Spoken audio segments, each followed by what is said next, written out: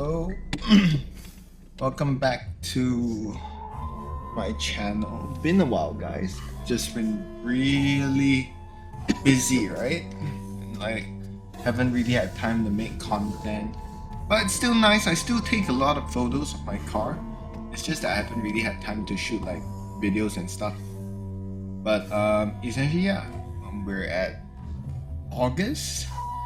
August is gonna end soon. It's gonna be the Merdeka, which is basically Independence Day in Malaysia, and yeah, it's been really wild with like work and stuff.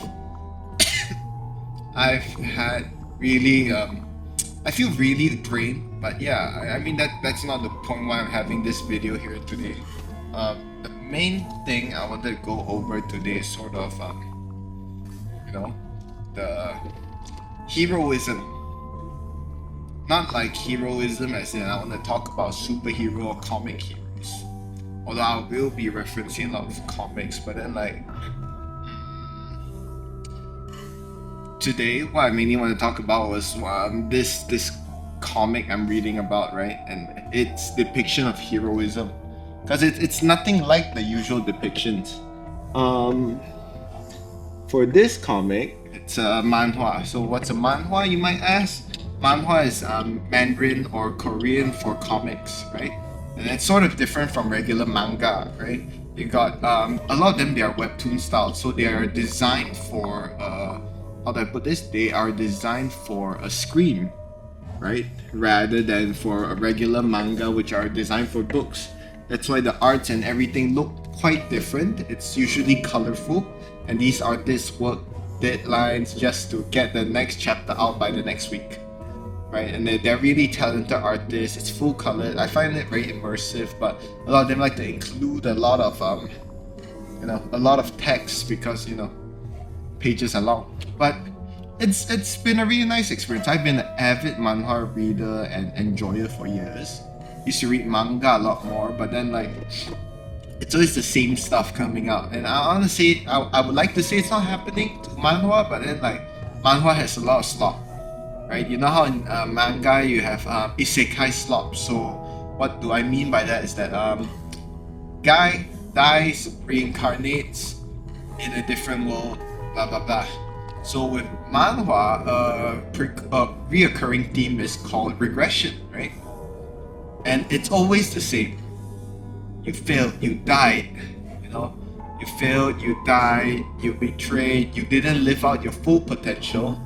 And as a result of that, you harbor a lot of strong feelings. You're given a chance to go back in time, to back when you were younger, to actually change things. And I really like the premise, right? But the whole story and genre is built around unfulfilled desires, unfulfilled dreams, and it kind of shows. I feel like a lot of the artists, right? They're trying to in a way, I mean, a lot of the artists, they don't exactly write the manhwa, right? Usually it's based on like a web novel or like a story that people really like. But then I like the way that the authors convey stuff. Maybe in their mind, if things were a bit different, they would have done stuff differently. Maybe if when they were younger, if they had the chance to not make that mistake, they won't make that mistake. And how does that relate to heroism? How does that relate to all that stuff? It doesn't exactly. But then if you are living life right now here on earth, live so without regrets.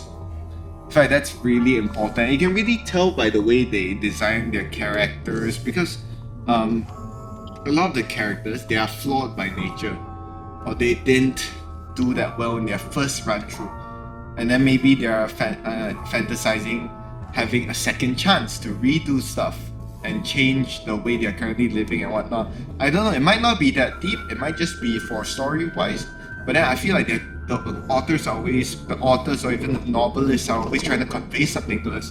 In particular, the story I'll bring you guys up to speed today is called it's I don't exactly remember the name. I'll have to pull it up, subtitle right now. But yeah, essentially, It's about this guy, right? And then I really like martial arts tropes, so you gotta bear with me with the pronunciation because it's a Korean interpretation of Chinese martial arts. So there's this Chinese author. He wrote a lot of the stuff like the Crouching Tiger, Hidden Dragon, all that stuff, and it's all about martial arts sects. Sects being like martial art families, or even trees, or even places where you learn a certain specific martial arts together, right?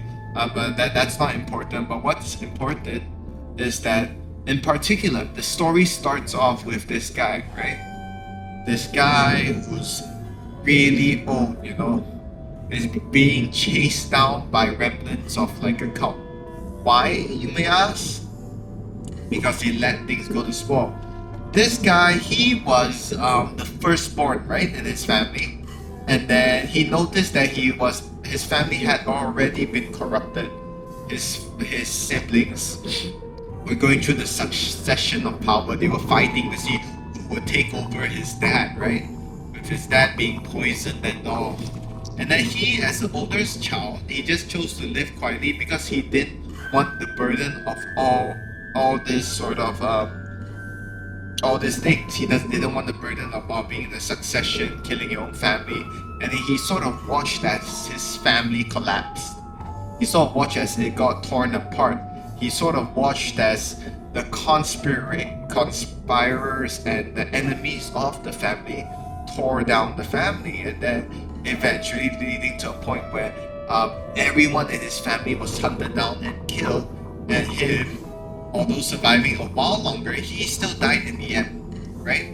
And at the end of his life, he said, I noticed these cracks were forming. I've always noticed them, but then I didn't want to be a burden to anybody, so I always turned a blind eye. I lived my way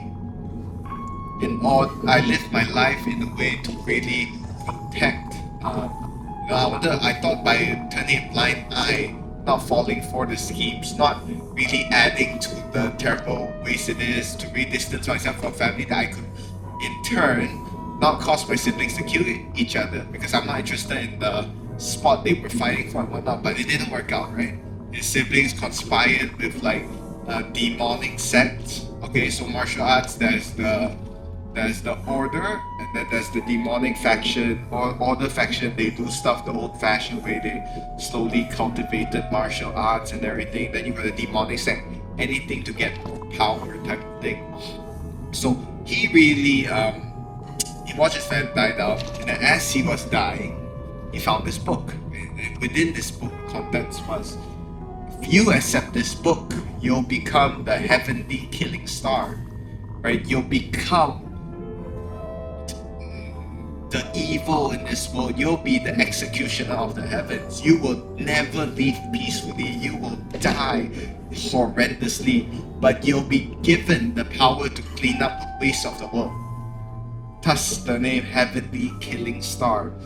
Whenever a heavenly killing star appears, it's not a trope in most of them, but then in certain books they have this sort of heavenly killing star. Whenever a heavenly killing star appears, there's gonna be bound to be tons of bloodshed, tons of death, and then like painting the sea red with blood and all this really edgy stuff, right? But then what he's saying is that he basically I'll give you a chance for revenge. In return, you'll become the worst thing the world is waiting for. You'll be terribly hungry. You'll hunger for the death of millions, but they will be the souls of the wicked. And he accepted without basically, what's the term? Without thinking twice. Because to him, anything is worth it for revenge. Doesn't care if you know how in like times of peace, right? Or even times of war, it's always the innocent that gets bloodshed. But what he wants isn't really like he doesn't want a revolution from the peasants. If there was a revolution from peasants, millions of bloods would be spilled. Innocent blood would be spilled. People would rally up, join up, go to war against the current system and the government. He doesn't want that. Rather than that, he chose to take up the role of the um, heavenly killing star, and in return he chose to be the executioner, the killer, and in turn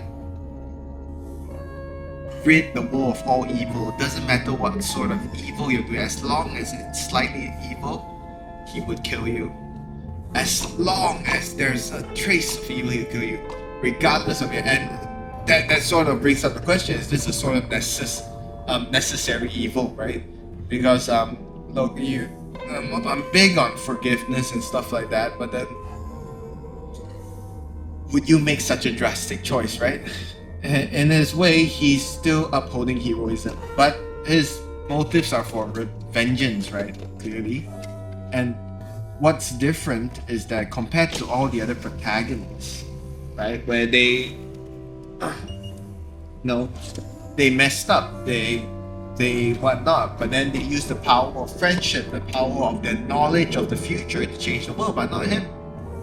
He's changing the world by ridding it of all sources of evil.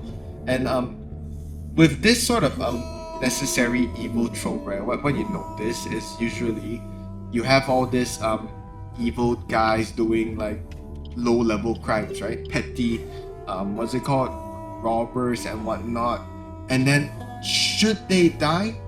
Because everybody deserves a chance, I believe. I mean, not everybody deserves a chance, but then I mean, repentance is true. Some of the best heroes or characters or supporting characters in comic history, they all come from a line of evil.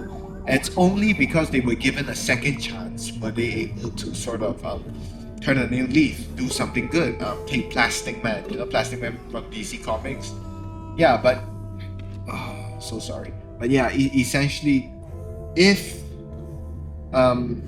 I mean, I think the way he's going about it is wrong, right? But at the same time, I find it a valiant effort to shoulder all the crimes in the world. But rather than shoulder it onto himself, he's ridding the world of evil, right? But the thing is, with human nature and what we see time and time again in comics and whatnot, is that you rid the world of evil, right? And that lasts for one generation. Evil will always spring back into action because people need to live. People have tons of reasons for being evil. And then what happens then is that you maintain this peace, you go through this big killing, but at the same time you're bringing up a generation of people who are looking up to you and doing all these massacres and stuff, and they get brainwashed. And then that's usually how, like, whenever we're talking about this sort of stories with the demonic cult, right?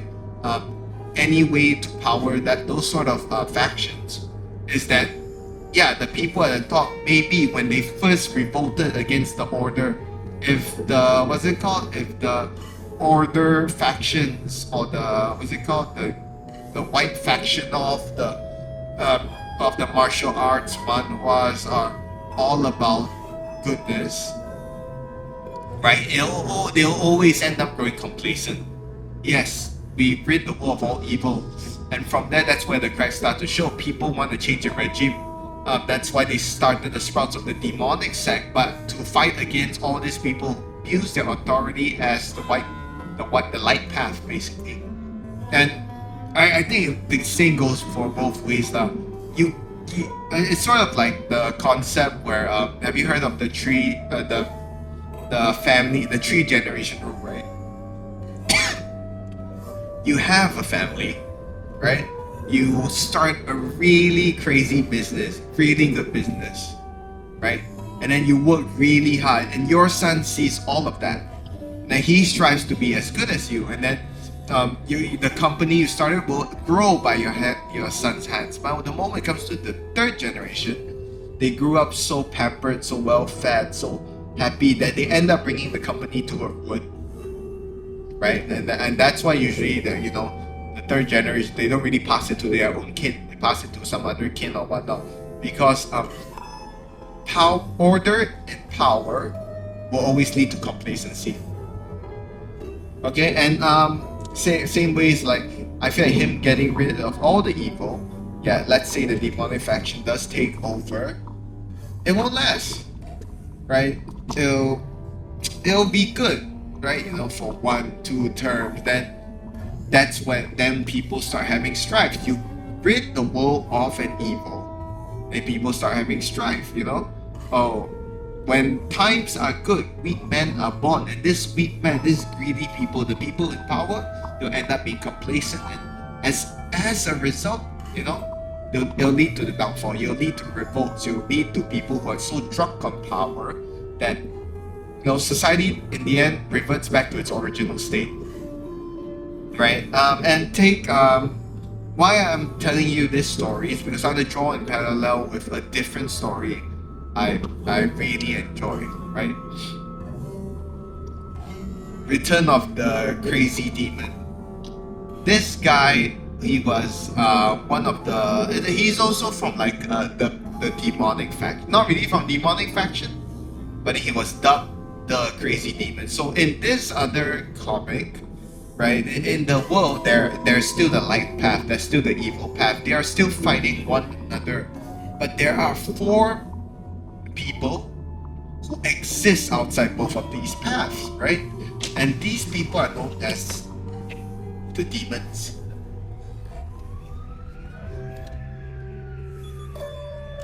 And why are they called demons, you might ask? Like, it's not like they go around killing people, but these 4 demons, they do what they want. They are not bound by both the order. They live chaotically. They live by their own desire. They don't really submit to anyone. And the main character of this story, he is the Crazy Demon. Okay? The Crazy Demon. And why is he called the Crazy Demon? It's because he, out of all the demons, the 4 demons, he really just lives to be chaotic. You know, like, take somebody like in the book, there's the what's it called? The Poison Demon, right? Poison Demon, good guy, family gets killed by the demonic faction. He ends up training his poison arts. He was a doctor, mind you, training his poison arts because in Chinese culture, poison and medicine are sort of the same thing.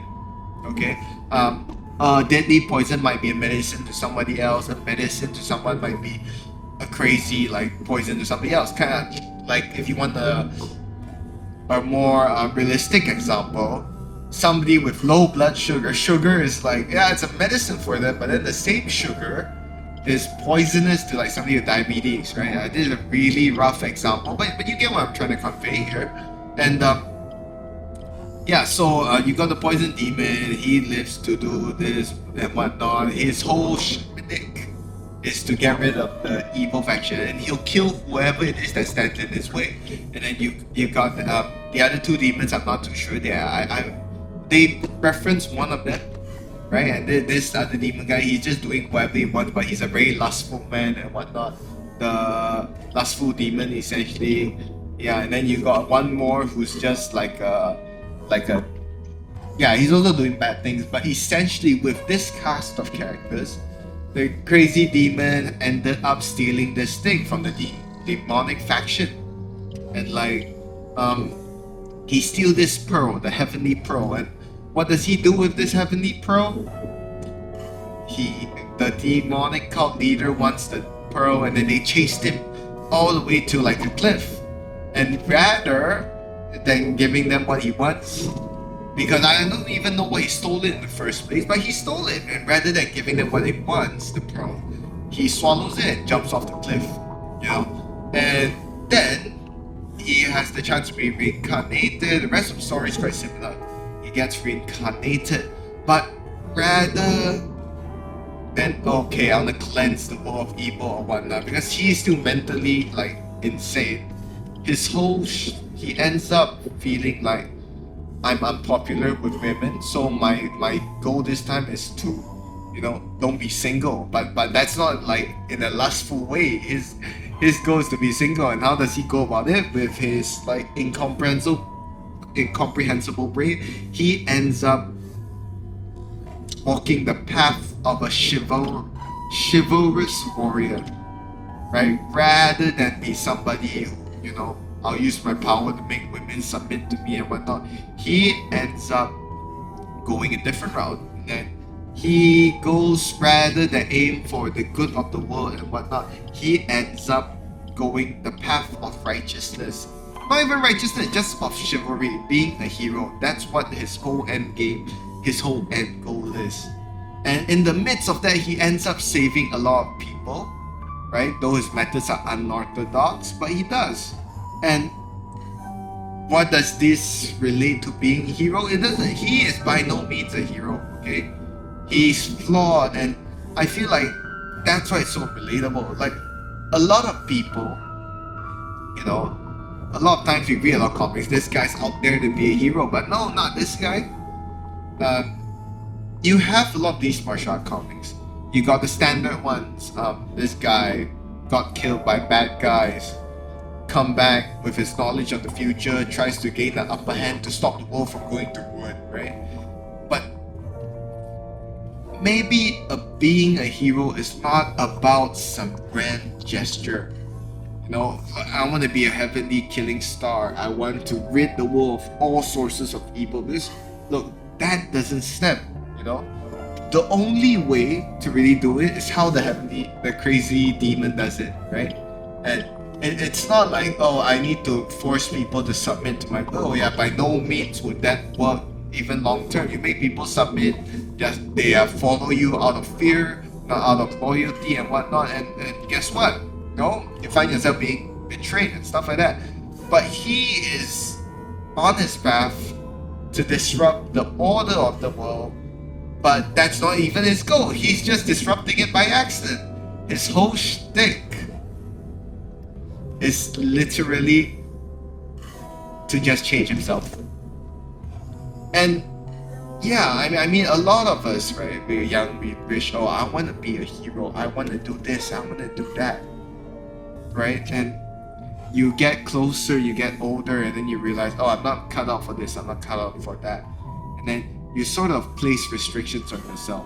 I'm not gonna save the world, but if I get a chance, if I ever get superpowers, I'll be a superhero. Or if a fight ever breaks out, I'll fight. But no, being a hero starts with something simple. Starts with changing yourself. And I'm not like some romanticist who's asking you all to, live a good life, be a hero. But no, rather than sway and fall into the rules of this earth, with like how people expect you to live, to like, oh, you need to work a 20-hour job, whatnot. Maybe it's important for us to have fun. And apart from, don't just have fun without consequences. Everything has a consequence. But really work on yourself while you're at it. We're here not for that long, right? 80 years. 80 years is like a really rough average. I'm not really sure what the national average is right now, but you're here for 80, 90 years. Most of you watching this might be in your 20s. That's like 1/4 of your life is done. You still have 3/4. Be the jester, not in the like, oh, Sigma clown type of thing. No, but like, have fun, bring joy, make jokes, enjoy your time here, enjoy the company, live life the way it was meant to be lived. Shouldn't, and by doing all this, I'm not saying, yeah, you're gonna see the people around you change. No, but you have fun, you do good, you learn to be better, you improve yourself every season, and you'll notice the people around you, they will clearly notice this change. They'll follow suit, right? And maybe that's what it means to be a hero, right? The hero, yeah, the one, the perfect hero in theory is like somebody like Superman, comes and solves everybody's problems. But that's not you, that's not me.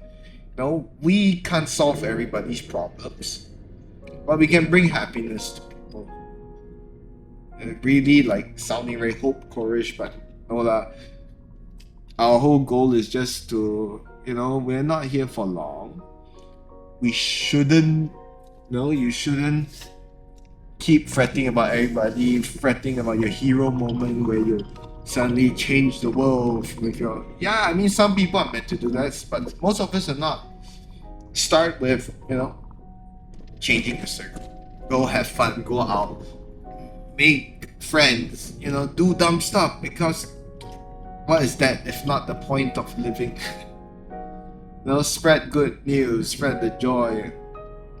There's too many people who are really doom and gloom in this world. I admit I have the same issue, but I keep forgetting how fresh it is to live life and stuff like that. It's a different perspective compared to what most of us are used to. I know you can't strive to suddenly change your workplace to be a less toxic workplace, but be nice to that guy that nobody's nice to. Have fun with it. Have fun with everybody, even if you don't like it. What are people gonna do? They'll judge you. Oh, whatnot. But you shouldn't make every living hour of your life suffering. You should have fun while you're at it.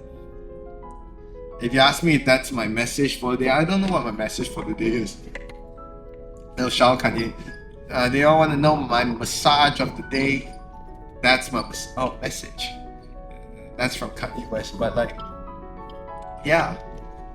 And yeah, I know it was quite a short story, and a lot of times the stuff I say is incomprehensible because I have so much thoughts jumble. But maybe this reaches the right people. Somebody watches this and they're like, yeah, I'm gonna have fun. I'm gonna be a jester, and whatnot. Yeah, be a jester, man.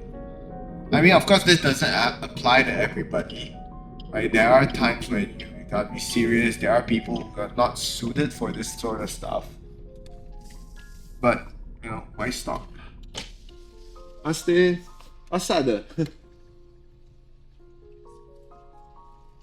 Thank you. Yeah. Yeah, be nice to your security guards, man. Yeah. They work a hard time. They got families too, and they gotta work away from them. Be nice to them. Don't make fun with it. Joke with them,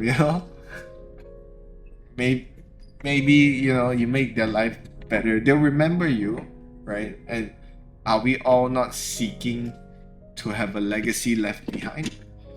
Won't be a long legacy, but for the duration, for the what's it called, the time you're on Earth, at least you'll be remembered some way or another. But yeah, I guess that brings me to the end of my talk. Thanks for watching. Hearing me ramble. Hopefully, gives you some ideas. Whether I planted good or bad ones, I don't know. But I tried, got my message out. Peace.